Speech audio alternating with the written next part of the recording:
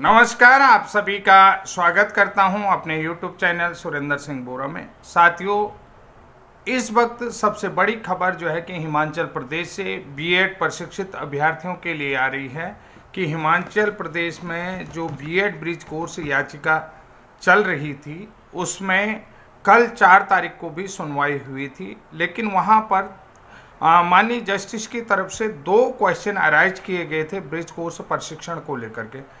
Number 1 जो पहला प्रश्न ये उठता है कि उन्होंने काफ़ी सोच समझ करके ये प्रश्न किया होगा कि बीएड के बाद 6 महीने का ब्रिज कोर्स करने के उपरांत ये अभ्यर्थी जो है कि बीटीसी के समकक्ष या डीएलएड के समकक्ष या जेबीटी के समकक्ष कैसे हो सकते। ये बहुत बड़ा प्रश्न है।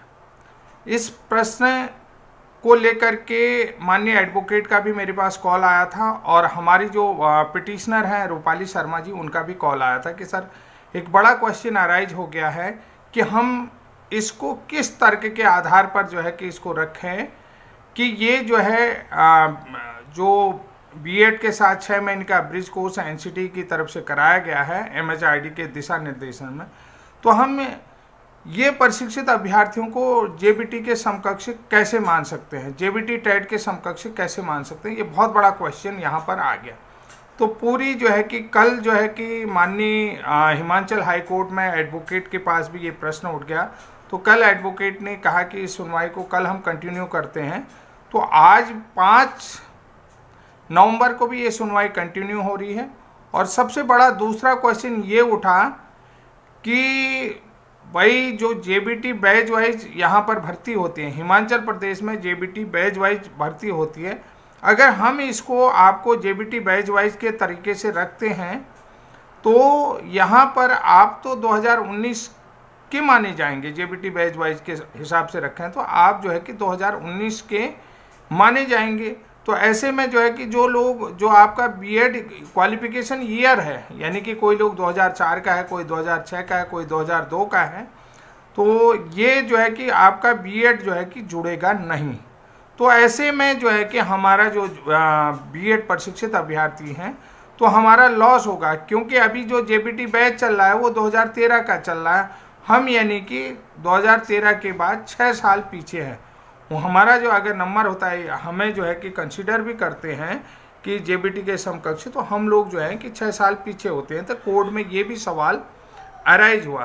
तो अब सबसे बड़ी चीज़ है कि आप लोगों को इन दोनों क्वेश्चनों का आंसर कोर्ट में रखना होगा। तो साथियों, अब इसमें कोर्ट का आंसर आप कैसे रखेंगे, इसके लिए मैं सबसे बड़ी बात आप लोगों को बता देता हूँ कि जो भी एजुकेशन डिपार्टमेंट है, आप सभी लोगों को पता है एनसीटी की तरफ से टीचर बनने के लिए जो मिनिमम क्वालिफिकेशन डिसाइड की गई थी वो 23 अगस्त 2010 को किया गया। यानी कि एनसीटी का मिनिमम क्वालिफिकेशन का जो नोटिफिकेशन है वो है 23 अगस्त 2010 के अकॉर्डिंग। 23 अगस्त 2010 के अकॉर्डिंग आप देखिए, भारत सरकार, शिक्षा मंत्रालय भारत सरकार की तरफ से एनसीटी को ऑथराइज्ड बॉडी कब घोषित किया जाता है? 31 मार्च 2010 को। यानी कि 31 मार्च 2010 को एनसीटी को भारत सरकार की तरफ से ऑथराइज्ड बॉडी घोषित किया जाता है। तो ऐसे में देखिए सबसे बड़ा सवाल उठता है कि अब जो है ये क्वालिफिकेशन को लेकर के एनसीटी को पावर है। एनसीटी ने जो है कि टीचर बनने के लिए जो मिनिमम क्वालिफिकेशन डिसाइड की वो आरटी एक्ट 2009 निःशुल्क एवं अनिवार्य बाल शिक्षा अधिकार अधिनियम लागू हो जाने के बाद, यानी कि शिक्षा का अधिकार 2002 में लागू हुआ है। अब यहाँ पर बहुत बड़ी बात होती है कि जो हमारे यहाँ शिक्षा का अधिकार बच्चों के लिए बना, जो फंडामेंटल राइट बना, वो 2002 में आया शिक्षा का अधिकार। फिर उसके बाद 2009 में निःशुल्क एवं अनिवार्य बाल शिक्षा अधिकार अधिनियम आया। तो निःशुल्क बाल शिक्षा अधिकार अधिनियम आने के बाद जो है कि बच्चों को क्वालिटी एजुकेशन मिले और बच्चों को पढ़ाने के लिए ट्रेंड शिक्षक मिले, यानी कि क्वालिटी टीचर मिले। तो इसके लिए जो है कि संविधान की तरफ से फंडामेंटल राइट जो है कि निःशुल्क एवं अनिवार्य बाल शिक्षा अधिकार अधिनियम जो है कि मौलिक अधिकार बनाया गया। तो ऐसे में एनसीटी को ये पावर दी गई। तो एनसीटी की क्वालिफिकेशन डिसाइड करी गई, क्योंकि राष्ट्रीय अध्यापक शिक्षा परिषद ही जो है सारे प्रशिक्षण को कराती है। तो शिक्षा मंत्रालय भारत सरकार की तरफ से 31 मार्च 2010 को एनसीटी को पावर दी गई और एनसीटी के तरफ से 23 अगस्त 2010 को आरटी एक्ट के मानकों के अनुसार शिक्षकों के लिए न्यूनतम क्वालिफिकेशन डिसाइड की गई। तो वहीं से जो है कि जो शिक्षक कक्षा 1 से 5 तक पढ़ा रहे थे और बीएड थे, जो प्रशिक्षित नहीं थे, अनट्रेंड थे, तो उनको प्रशिक्षित करना बहुत ज़रूरी था। तो ऐसे में अब आपको मैं बताऊं कि 23 अगस्त 2010 को ही जो है ब्रिज कोर्स का प्रावधान आरटी एक्ट के मानकों के अनुसार किया गया है। तो इसके लिए तो 23 अगस्त 2010 के अनुसार ही ये 6 महीने का प्रशिक्षण का प्रावधान रखा गया है। इसके लिए जो आप सभी लोगों को बता दिया है कि भाई ये जो है कि 23 अगस्त 2010 के अनुसार ही इसको लागू माना जाएगा, जिसके लिए हमारे पास पूरी तरीके से व्यवस्थित दस्तावेज हैं। तो दस्तावेज क्या है मैं आप लोगों को बता देता हूँ, जिसमें आप लोगों ने देखा 22 सितंबर 2017 का एनसीटी का रिकॉग्निशन लेटर है, जिसमें ब्रिज कोर्स प्रशिक्षण का प्रावधान दिया गया। वो जो है कि एनसीटी के नोटिफिकेशन 2010 के अकॉर्डिंग कराया गया है। तो एनसीटी का नोटिफिकेशन 2010 के अनुसार ही वो नोटिफिकेशन 22 सितंबर का है, जिसमें सारी चीज़ें लिखी हुई हैं। तो दूसरी बात हम ये चीज़ भी कर सकते हैं कि जो पार्लियामेंट बिल है 10 अगस्त 2017 का, उसमें जो है कि क्वालिफिकेशन लेट डाउन की गई है, वो भी आप लोगों को पता है। उसके बाद 23 अगस्त 2010 से 31 मार्च 2015 तक पहले 5 साल मिनिमम क्वालिफिकेशन के लिए दिए गए थे। 5 साल में मिनिमम क्वालिफिकेशन कंप्लीट नहीं हुई तो फिर 4 साल और बढ़ाए गए कि 1 अप्रैल 2015 से 31 मार्च 2019 तक 4 साल दिए गए। इनकी 9 सालों में मिनिमम क्वालिफिकेशन कंप्लीट करनी थी, किसके अनुसार 23 अगस्त 2010 के आरटी एक्ट 2009 के मानकों के अनुसार मिनिमम क्वालिफिकेशन कंप्लीट करनी थी। इसलिए जो है कि हमारे पास ये पूर्ण दस्तावेज हैं, तो इनको लेकर के हमारा प्रावधान चल रहा है। अब दूसरी बात है कि भाई जो ब्रिज कोर्स 6 महीने का ब्रिज कोर्स करने के बाद कि ये डाइट डीएलएड के समकक्ष हैं नहीं है, इसके लिए जो है कि सभी राज्यों में विभाग की तरफ से 6 महीने का ब्रिज कोर्स कराने के बाद सामान्य डीएलएड के समकक्ष मानते हुए इनको नियुक्ति का प्रावधान है। ये सीधा जो है कि विभागीय लेटर है हमारे पास, शासनादेश है, विभागीय शासनादेश है। तो वो शासनादेश भी हमने जो है हिमाचल प्रदेश को दे दिया है, जिसमें ये साफ लिखा है कि 3 महीने का सैद्धांतिक और 3 महीने का प्रैक्टिकल प्रयोगात्मक 6 महीने का ब्रिज कोर्स प्रशिक्षण कराने के उपरांत इनको जो है कि सामान्य जेबीटी के समकक्ष मानते हुए नियुक्ति प्रक्रिया प्रदान की जाती है। ये विभागीय लेटर है, इस शासनादेश है, जो कि मैंने एडवोकेट को भी भेज दिया और रूपाली शर्मा जी को भी भेज दिया, जो हमारी तरफ से विभागीय लेटर है जिसको समकक्ष मानते हुए। और साथ में उत्तर प्रदेश के भी प्रावधान है और उसके अनुसार जो केंद्र सरकार के भी रूल हैं वो सारे नियम हमने यहाँ पर भेज दिए हैं। तो साथियों ये महत्वपूर्ण सुनवाई जहाँ तक है आज हिमाचल प्रदेश से बीएड ब्रिज कोर्स प्रशिक्षितों के लिए अच्छी खबर आएगी, क्योंकि आज लगातार दूसरे दिन भी हिमाचल प्रदेश में सुनवाई है। आपको ये बता देता हूँ कि ये सुनवाई बीच में जल्दी क्यों आई। बहुत सारे जेबीटी वाले थे जो वेटिंग रह गए थे, तो उन लोगों ने ये कहा था कि जो कोर्ट की तरफ से रिजर्व रखे गए, यानी कि मेरे ख्याल से 29 पद रिजर्व रखे गए हैं, तो उन्होंने कहा कि जो अभ्यर्थी बचते हैं तो इन 29 रिजर्व पदों में हमको भी शामिल किया जाए, कि अगर जो वेटिंग वाले जो पद हैं अगर वेटिंग बचता है तो उस वेटिंग में हमको भी शामिल किया जाए। ये जेबीटी की तरफ से उन पदों पर एक याचिका लगाई गई, तो इसके लिए बहुत जल्दी ही सुनवाई कोर्ट की तरफ से रखी गई। कुल मिलाकर के इस समय हिमाचल प्रदेश में ब्रिज कोर्स का पक्ष काफ़ी मजबूत है और बंगाल से भी हमने एनसीटी का आरटीआई मांग लिया था, वो भी हम लोगों ने वहाँ पर प्रोवाइड करा दिया। तो कुल मिलाकर के बहुत अच्छी खबर है। अब आप लोगों को एक और खबर बताते हैं। एनआईओएस डीएलएड के 5 नवंबर को माननीय सुप्रीम कोर्ट में सुनवाई है। जैसा कि आप सभी को पता है कि जो एमए है, यानी कि 5 राज्यों के एमए हैं, तो वहाँ पर कहीं न कहीं इस बात को निश्चित माना जा रहा है कि उन्हें इंटरिम रिलीफ मिल जाएगा, कि वो जो आने वाली भर्ती है उसमें इंटरिम रिलीफ मिल जाएगा। अब रिव्यू पिटीशन की बात को लेकर के कल बहुत सारे अभ्यर्थी परेशान हो रखे थे, तो रिव्यू पिटीशन को लेकर के 4 नवंबर 2024 में, यानी कि 4 नवंबर 2024 में, आपको डायरी नंबर बता देता हूँ, 50857 of 2024, Nandan Singh Bora versus the state of Uttarakhand में भी रिव्यू लगा दिया गया है और उनके एडवोकेट हैं देवेंद्र शुक्ला जी। तो साथियों, जिसको लेकर के देखिए बहुत सारे लोग ये कह रहे थे, बहुत सारे बिहार के बच्चों का फ़ोन भी आया, बहुत सारे परेशान हो रहे थे, बहुत सारे लोग परेशानी का विषय भी इसको मान रहे थे, और बहुत सारे लोगों ने चिंताजनक भी बताया कि अगर यहाँ पर किसी तरीके से डिफेक्ट इस याचिका में आ जाता है, डिफेक्ट क्लियर नहीं होगा तो ये लोग समय मांगेंगे, तो इसमें व्यवधान हो सकता है कि आज की सुनवाई में व्यवधान आ सकता है, ऐसी आशंका जताई जा रही है।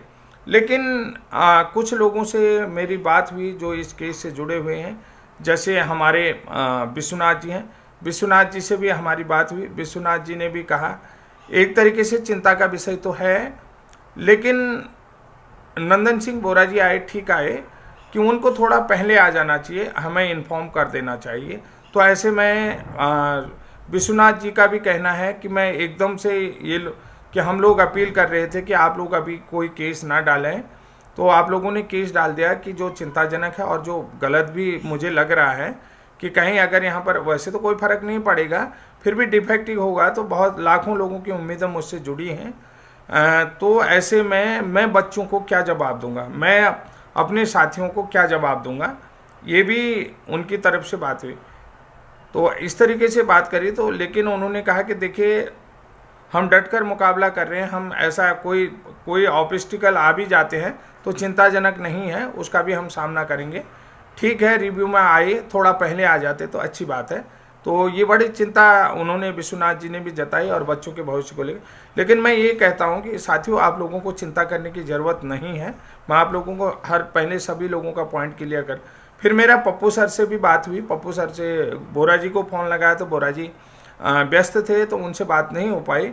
बिहार के पप्पू सर से भी बात हुई तो पप्पू सर ने भी कहा कि अगर नंदन सिंह बोरा जी डायरेक्ट या इनडायरेक्ट रूप से इस केस से जुड़ रहे हैं तो वो बहुत अच्छी बात है, पूरे देश के NIOS DLED के लिए अच्छी बात है, क्योंकि उनको सारी चीज़ें मालूम है, सब कुछ मालूम है, तो ये एक अच्छी बात है।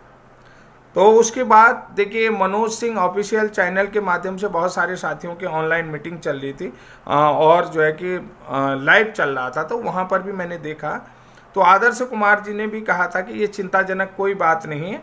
अगर नंदन सिंह बोरा जी का केस है, उन्होंने रिव्यू डाला तो अच्छी बात है। यहाँ पर मैं कहीं से परेशान नहीं दिख रहा हूँ, विश्वनाथ जी कहीं से परेशान नहीं दिख रहे हैं। तो आप लोगों को जो भी लोग फ़ोन कर रहे हैं, जो लोग रो रहे थे, तो उन्हें रोने की ज़रूरत नहीं है। मैंने आदर्श कुमार श्रीवास्तव जी की भी बातें सुनी लाइव में, तो उन्हें चिंताजनक कि मेरे चेहरे में आपको कहीं पर चिंता दिख रही है, नहीं दिख रही है, कि ये नंदन सिंह बोरा जी का केस है वो जुड़े, अच्छी बात है, अच्छी खबर है। इस तरीके से उन्होंने भी बात रखी। तो साथियों, कुल मिलाकर के ये नतीजा देखिए, सबसे बड़ी चीज़ है, जो भी हमारे NIOS DLED साथी हैं, निश्चित रूप से आपके लिए पॉजिटिव है। मैं जो अपना व्यक्तिगत विचार रखता हूँ, जो व्यक्तिगत विचार ये है कि बहुत सारे लोग चिंताजनक, देखिए कोई चिंता का विषय नहीं है।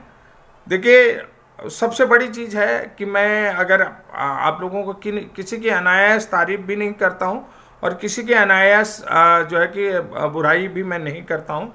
देखिए सबसे बड़ी चीज़ है, मैंने एक वीडियो बनाया था विश्वनाथ जी के लिए भी, बहुत अच्छा वीडियो बनाया था विश्वनाथ जी का, और विश्वनाथ जी से मेरी बात भी हुई कि देखिए कोई चीज़ चिंता करना अच्छी बात है, विश्वनाथ जी का भी चिंता करना अच्छी बात है। लेकिन जो मैं अपना एक आकलन लगाता हूँ कि अगर नंदन सिंह बोरा जी NIOS DLED के केस से डायरेक्ट या इनडायरेक्ट जोड़ रहे हैं तो कहीं न कहीं ये मजबूती है, ये संगठनात्मक मजबूती है।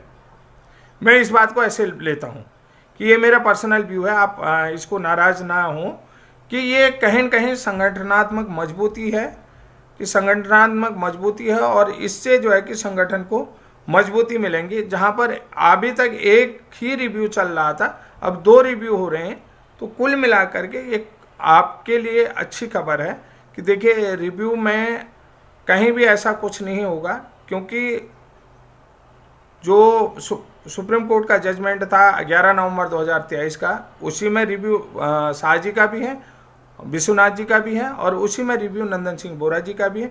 नंदन सिंह बोरा जी का केस था, उन्हें उस केस की सारी बारीकियां मालूम है।